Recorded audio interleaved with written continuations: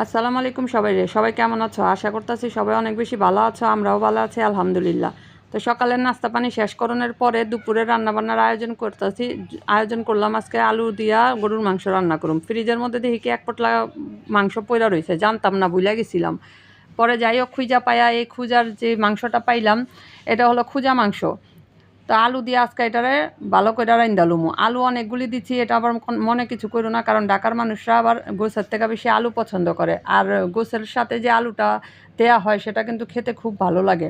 তা আমরা তো খুবই পছন্দ করি আলু দিয়া গোছ দিয়া, মাঝে মাঝে বুনাও করি, তবে ওই বুনাটা বেশি চলে না, আমারই একলা খাইতে হয়। ওরা বেশি একটা কেউ খায় না, তো পোলা পানরে খাওয়াইতে হইলে আমার আলু দিতে হয়। আলু আমি এই জন্য বেশি করে দিই, প্রতিদিন 1 কেজি আলু লাগে, এটা অবাক হওয়ার কোনো কি বিষয়ই না, আমরা আলু খাইতে পারি।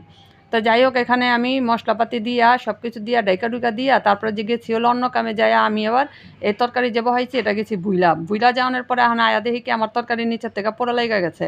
তারপরে এই পোড়া যে লেগে গেছে ওইগুলিরে আবার উঠা পোড়াগুলিরে ফালাইলাম। ফালানোর পরে আমি অনেকক্ষণ দাঁড়ায় কষাইলাম যে একটু যদি তেল উঠে, তেল আর উঠতেছে না।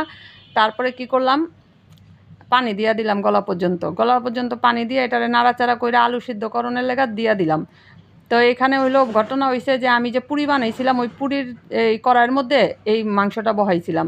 তো যাই হোক মাংস কিন্তু খাইতে অনেক ভালো লাগছে, চেহারা বালা না আর কি, বুঝছো।